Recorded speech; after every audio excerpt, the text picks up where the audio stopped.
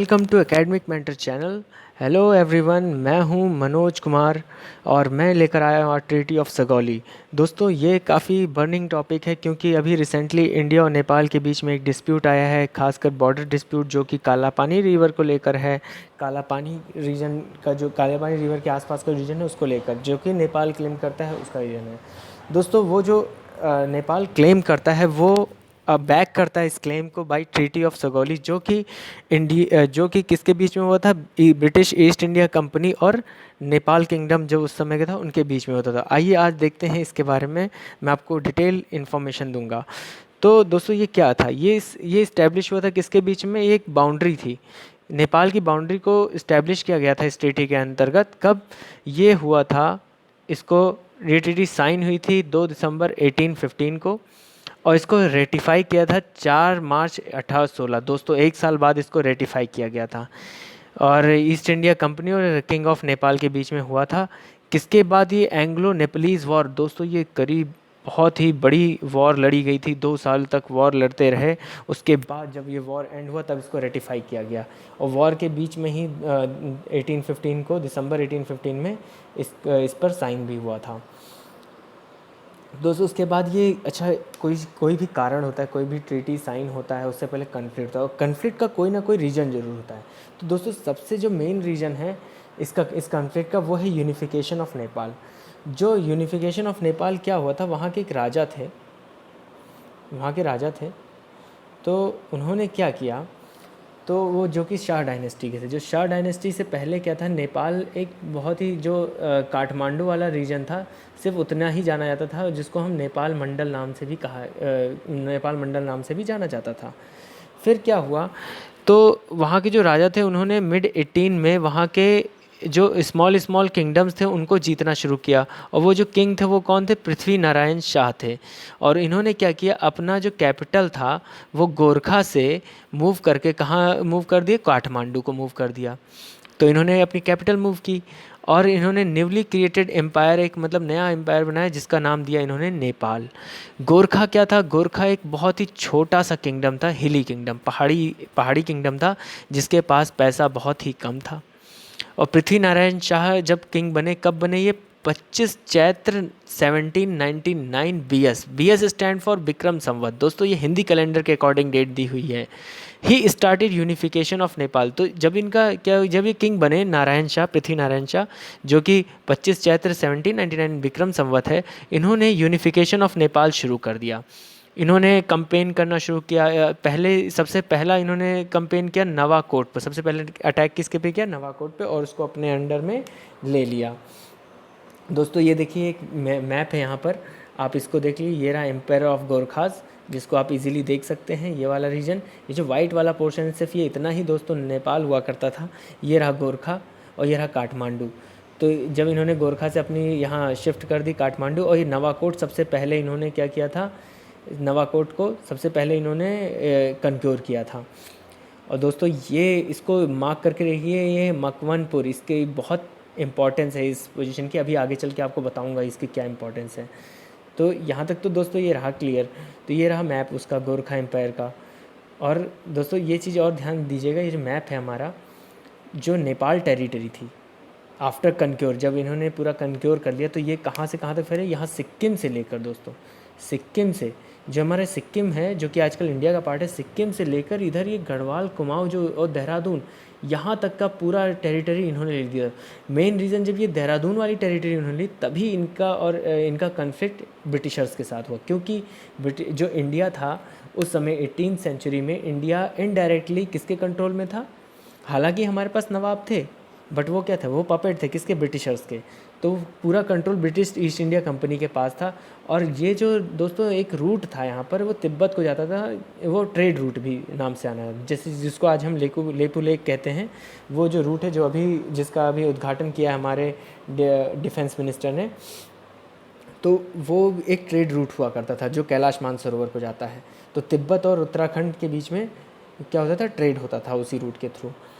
तो दोस्तों, ये तो रहा मैप आपके पास। अब देखिए, अब इसके पीछे, अब जब यूनिफिकेशन ऑफ नेपाल जब शुरू हुआ, पृथ्वी नारायण शाह, उन्होंने क्या किया? अपने नेपाल किंगडम को बड़ा करना चाहा। बड़ा करने के लिए उन्होंने क्या किया? सिक्किम ईस्ट में सिक्किम को कैप्चर कर लिया, और वेस्ट बेसिन्स में गंडकी और करनाली और उत्तराखंड रीजन में जो गढ़वाल और कुमाऊँ है, ये सब इन्होंने क्या कर लिया था, कनक्योर कर लिया था अपने पास, मतलब उसको सबको जीत लिया था। और इसी वजह से क्या हुआ, जैसा कि मैंने आपको बताया कि कन्फ्लिक्ट रेज हुआ किसके बीच में, ब्रिटिशर्स और ये नेपालीज़ किंगडम के बीच में। अब क्या था, क्योंकि ये डायरेक्टली और इनडायरेक्टली कंट्रोल, कुछ रीजन ब्रिटिशर्स डायरेक्टली कंट्रोल, कुछ रीजन हमारे क्या थे, इनडायरेक्टली कंट्रोल करते थे ये। और इसी की वजह से क्या हुआ, एंग्लो नेपालीज़ वॉर हुआ, जो कि 1814 से लेकर 1816 तक चला। 1815 में ब्रिटिश जनरल जो थे ऑक्टर लोनी, ब्रिटिश जनरल, ये देखिए ब्रिटिश जनरल हमारे कौन थे, ये ऑक्टर लोनी, ये मतलब अपनी क्रूरता के लिए बहुत जाने जाते थे ये ब्रिटिश जनरल। इन्होंने क्या किया, इन्होंने नेपाल ने जो कैप्चर कर रखा था गढ़वाल और कुमाऊँ वाला रीजन, उसको खाली करवा दिया, जो कि काली रिवर के पास था। और ये 12 ईयर ऑक्यूपेशन, मतलब करीब 12 साल तक ऑक्यूपाई कर रखा था नेपाल ने ये रीजन को। इसको खाली किसने किया, और ब्रिटिश जनरल ऑक्टर लोनी ने। दोस्तों ये खाली ऐसे नहीं हुआ 1815 में, इसके पीछे भी एक कारण है। ऑक्टर लोनी बहुत ही जाने माने जनरल थे। अब देखिए, अभी बताऊंगा मैं उसके बारे में। अब जो नेगोशिएशन था, जो जनरल सेटलमेंट प्रोड्यूस ड्राफ्ट अब देखिए इसका नाम सगौली क्यों पड़ा, जब बात नेपाल और उत्तराखंड और सिक्किम हो रहा है तो ये सगौली तो बिहार में पड़ता है, तो इसकी बात कैसे आ गई। देखिए दोस्तों, जो ये ट्रीटी हुई थी, जिस ट्रीटी को साइन किया गया था वो सगौली में किया गया था, जो कि आज के समय में बिहार में पड़ता है, हमारे बिहार राज्य में पड़ता है, स्टेट में पड़ता है। और ये कब, दिसंबर 1815 को साइन किया गया था। इसमें क्या था, जो नेपाल था उसको जितनी भी टेरिटरी उसने कैप्चर कनक्योर की थी ईस्ट और वेस्ट में, ईस्ट में हमारा सिक्किम था और वेस्ट में हमारा उत्तराखंड वाला रीजन, वो सब ये क्या करेगा, गिव अप करेगा। अब ये क्या करेगा, और क्या करेगा, present day borders to surrender the entire Terai, और जो तराई वाला रीजन है वो किसको दे देगा, ब्रिटिश को दे देगा, ब्रिटिशर्स को सरेंडर कर देगा। और ब्रिटिशर्स की परमानेंट रिप्रेजेंटेटिव की क्या करेगा, एक्सेप्ट कर लेगा ब्रिटिशर्स को, ब्रिटिशर्स का परमानेंट ब्रिटिश रिप्रेजेंटेटिव को क्या कर लेगा, रेसिडेंट को, ये इन काठमांडू को क्या करेगा, एक्सेप्ट करेगा।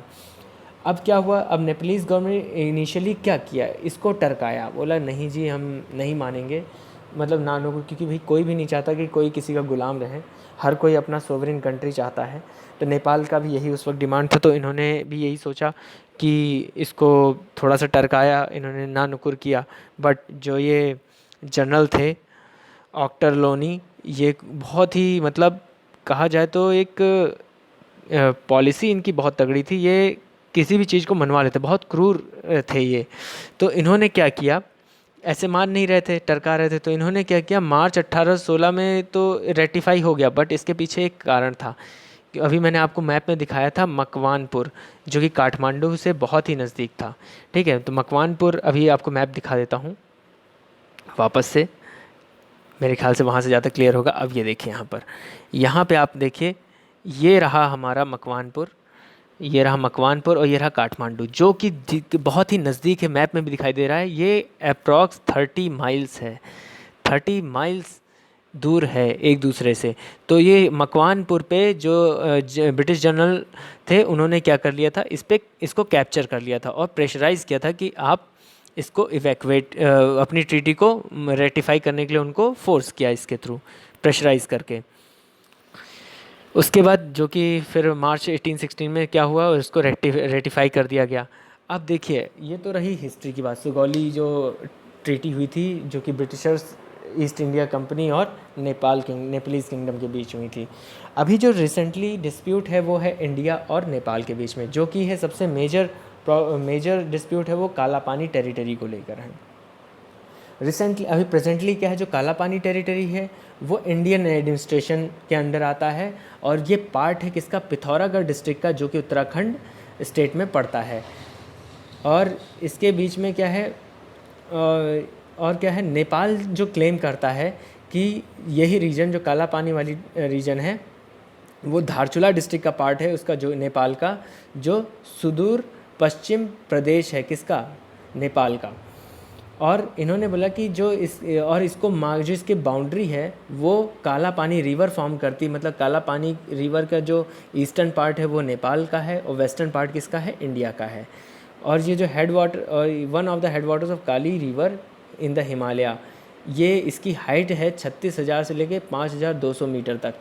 ये इसका क्या है, एल्टीट्यूड इसकी हाइट है। जो वैली है काला पानी रिवर की वो इम्पॉर्टेंट है, क्यों?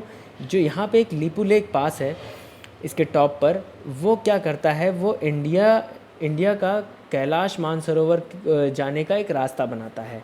ये एंशियंट पिलग्रिमेज साइट भी है, बहुत लोग जाते हैं यहाँ पर, पूजा करते हैं, बहुत लोग संत लोग भी जाते हैं यहाँ पर। मानसरोवर हर कोई जाना चाहता है। और ये और क्या होता है कि जो एक ये ट्रेडिशनल ट्रेडिंग रूट भी है तिब्बत से जो ट्रेडिशनल क्या है, ये ट्रेडिंग रूट भी है, जो भूटिया कम्युनिटी है उत्तराखंड में, वो यूज़ करती थी इसको ट्रेड के लिए भी। जो काली रिवर है, काली रिवर क्या करती है, बाउंड्री फॉर्म करती है इंडिया और नेपाल के बीच में। India that head waters of the river not included in the boundary. India कहता है कि जो ये वाटर का जो फ्लो है, मतलब जो नीचे नदी बह रही है, वो बाउंड्री में इंक्लूड नहीं की गई है। और बल्कि उन्होंने बोला गया है कि जो border runs along the water shade, जो बॉर्डर का वाटर शेड है उसके अलोंग जो है वो बॉर्डर रन करता है। इंडिया का क्लेम ये है। अब डिस्प्यूट क्या है दोस्तों, जो बॉर्डर डिस्प्यूट है इंडो नेपाल, वो सबसे ज़्यादा सिग्निफिकेंट कहाँ पर है, सुस्ता और काला पानी रीजन के पास में है। The two region covers 40 kilometre of Indo Nepal border. कितना दोस्तों, 40 किलोमीटर है इंडो नेपाल बॉर्डर। और जो सुस्ता रीजन है वो करीब 14,500 हेक्टेयर ज़मीन का मतलब झमेला है, जो कि सुस्ता में ये किसके अंडर में, इंडिया के अंडर में है। और यहाँ पर ये किसके सपोर्ट से डोमिनेट कर रहा है इंडिया, सीमा सशस्त्र बल के द्वारा। तो दोस्तों आई थिंक आपको हर चीज़ बहुत क्लियर कट समझ में आ गई होगी। और मैं आपसे विदा लेना चाहता हूँ और आपसे रिक्वेस्ट करूँगा कि प्लीज़ इस वीडियो को ज़्यादा से ज़्यादा शेयर करें और सब्सक्राइब करें। Thank you.